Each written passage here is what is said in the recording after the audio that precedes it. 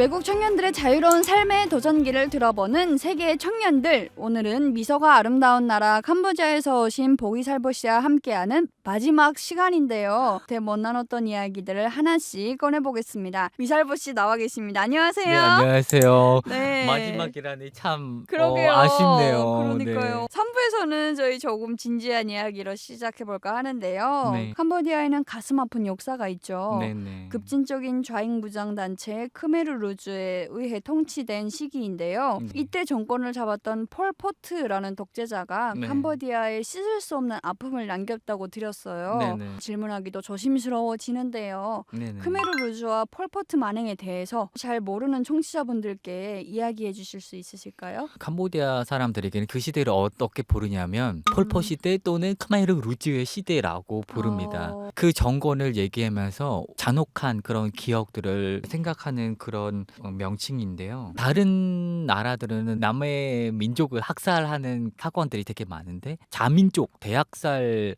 경우는 거의 없습니다. 그래서 여기 캄보디아의 인구 그 절반 넘게 학살을 저지르면서 지금까지도 그 영향이 우리에게 많이 남아 있습니다. 캄보디아가 왜 이렇게 발전을 늦었는가? 나라를 발전시키려면 인력, 그렇죠. 지식인 네. 이런 것들이 필요한데 네. 다 없어진 거예요. 지식인을 제일 먼저 많이 학살하고 문화, 교육, 경제 모든 거 다 박살내는 종교도 없어졌어요. 그때 완전 무너졌던 그런 시기였기 때문에 캄보디아에게 사회에 남는 게 거의 없어요. 캄보디아의 발전을 뒤로 네. 가게 만든 그렇기 때문에 캄보디아는 지식인을 양성하기 위해서 정말 피 같은 노력을 하고 그때 당시에 러시아라던가 일본이라던가 교류를 하면서 많은 사람들을 데리고 가서 학위까지 이렇게 많이 네. 해줬었던 그런 기억이 있었어요. 당시에 아이들이 배워야 되잖아요. 네. 근데 학교가 없기 때문에 당의 교육을 계속 시키는 거예요. 너는 군인 되어라. 군인은 오직 당에만 복종하라. 부모가 있는데 찐 부모는 그 부모가 아니라 당이다.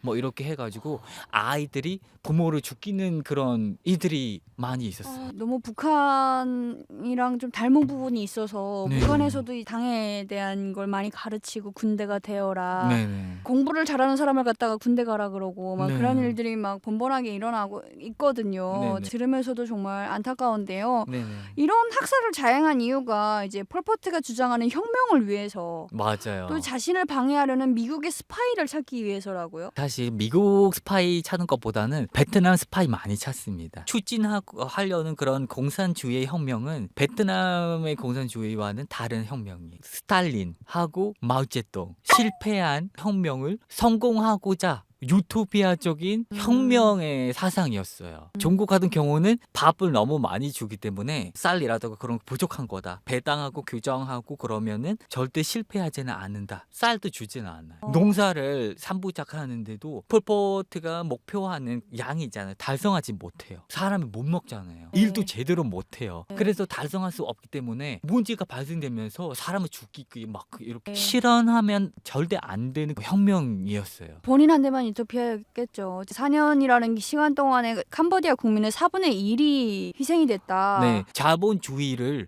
완전히 없애려면은 지식인 그 화폐의 가치를 뿌리부터 뽑아야 된다. 그렇기 때문에 외국어 하는 사람, 영향력 있는 그런 사람들까지 죽여야 평등의 사회를 꾸며갈 수 있는 그런 생각이었어요. 그 깨어있는 사람들을 계속 이제 죽이고 네네. 본인이 독재를 하려고 결국에는 이 폴포트라는 사람은 어떻게 됐나요? 늙어서 죽었어요. 지금 현 정부가 베트남의 군의 도움으로 해방시켰어요. 그때 계속 싸웠었어요. 90년대 초반까지. 그 할아버지가 죽고 나서 완전 해산됐고 나중에 그 지금 현 정부의 총리 혼센 총리께서 카메르 루즈 군을 캄보디아 군으로 포섭하면서 완전 평화를 찾았었어요. 다 겪은 시대라서 제가 너무 정확히 알아요. 맨날 전쟁 났었거든요.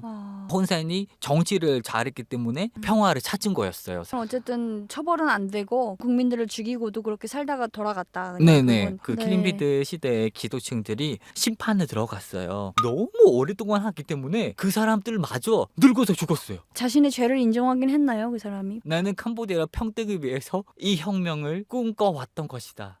다만 내 꿈은 이루지 못해 내가 한이 있다. 이렇게 얘기를 하고 죽었어요. 그 심판 들어가는 재정이 얼마나 많은데 성과가 없어요. 의아하는 국민들이 많고 그래도 이 심판을 통해서 우리는 어느 정도 한을 풀었다라는 그런 국민들도 있어요. 그래서 그리고 잘 기억을 해서 다시는 네. 반복되지 않도록 해야 되는 그런 것도 있겠죠. 네. 네. 네. 지금부터는 북한에 대한 질문을 드려보도록 할 텐데요. 캄보디아 사람들은 북한에 대해서 어떻게 생각하고 있을지 궁금합니다. 전왕이잖아요. 지금 현왕의 아버지 김정일 위원장이랑은 친분이 아주 깊어요. 그래서 평양에 캄보디아 왕궁이 지어졌어요. 이름이 뭐였죠? 시아누크. 너르돔 시아노쿠? 네. 알죠. 너무 많이 들었죠. 그래서 캄보디아에서는 남한보다는 북한 많이 알았어요. 우리 다 네. 죽어가지고 관계가 지금은 완전 멀어졌어요. 네, 북한에서도 많이 봤어요. 그 국왕의 네. 사진을 영화로도 나오고 그랬었는데. 보통 아니죠. 그리고 또 그 캄보디아에 북한 식당도 나가 있는 걸로 알고 있거든요. 이제 저는 가봤습니다. 북한 네. 식당. 아, 가보셨어요? 네. 어떠셨어요? 평양냉면을 먹었습니다. 어떠셨어요? 맛있어요. 그래요? 하지만 사람 보러 갔어요. 남남북녀라고 하지 네. 않습니까? 그래서 저는 그 북한 미녀를 보러 갔거든요. 이뻤어요. 그래요? 근데 항상 조심스러운 뭐랄까요 상대하지를 않아요. 네. 특히 한국어를 하는 사람에게는 약간 조금 경계하더라고요. 이살보 씨가 몰라서 그래요. 그게 이제 북한에서는 이제 남자가 말을 걸어오면 쉽게 말을 잘 안 받아줘요. 그럼 내가 정말요? 좀 쉬운 여자로 보여가지고 네, 그래요? 이살보 씨처럼 잘생긴 남자가 딱 말을 거니까 내가 이렇게 쉬운 여자가 아니다 하고 이제 딱 야. 일종의 철벽? 와, 그렇게 생각을 몰랐네요. 합니다. 몰랐어요. 왜냐하면 저는 드시면 됩니다. 하고 해가지고 제가 약간 혼나면서 먹는 느낌이었어요. 그럼 이번에는 이런 질문도 한번 드려볼게요. 네. 북한도 이제 캄보디아도 그렇고 한 사람이 권력을 잡으면 쉽게 네. 정권이 바뀌지 않는 모습을 보여주고 있습니다. 네네네. 지금 훈센 총리도 네. 앞에서 이야기해 주셨던 크메르루즈 정권을 무너뜨린 영웅적인 활약으로 네네. 계속 38년째 캄보디아를 네. 통치하고 있더라고요. 북한도 광복 이후에 항일투쟁을 했다는 김일성의 후광으로 이제 시작을 해서 김정일, 김정은으로 이제 네네. 3부자가 70년 넘게 지금 북한을 통치해 오고 있거든요. 네네. 북한 청년들은 반항심이 있어도 표현을 어. 못하고 많이 세뇌가 돼서 네. 당연하다고 생각하는 사람도 있고 아주 서수지만 저처럼 의문을 품고 한국으로 넘어오는 청년들도 있어요. 네.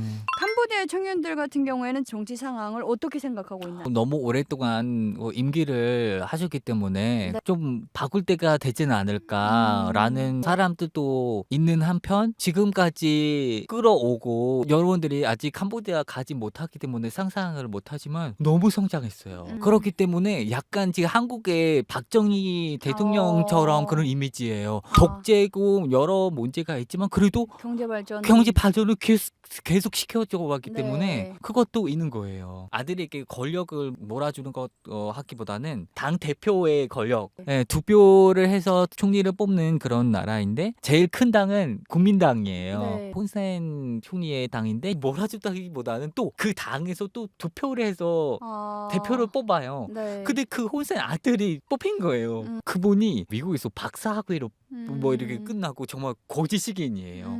그리고 어디 가서 연설하면은 맞는 말만 해요. 그래서 인기도 많아요. 많은 청년들에게 우상화되는 너무 맞는 말만 연설하기 때문에 좋군요. 인기가 좋아요. 불만 있는 사람은 또 있고.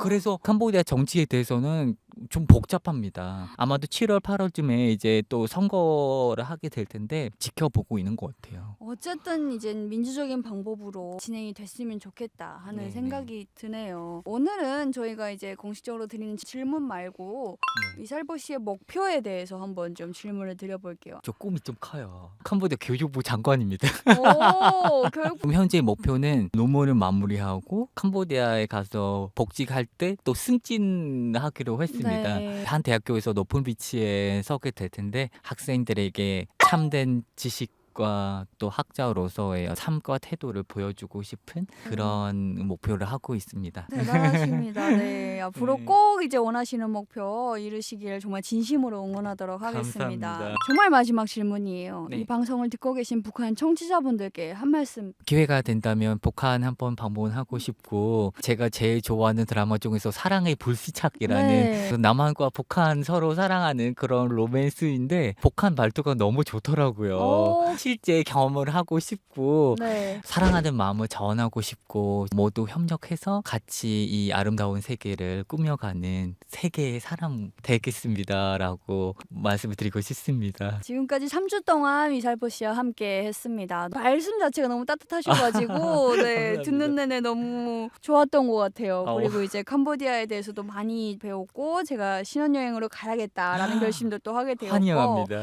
캄보디아의 문화, 역사, 정치 상황까지 정말 많이 배워가는 그런 시간이었습니다. 앞으로 이제 원하시는 모든 일 다 이루시길 바라겠고요. 네. 세계의 청년들은 앞으로도 계속됩니다. 다음 주에는 새로운 외국 청년과 찾아오겠고요. 고생하셨습니다. 감사합니다.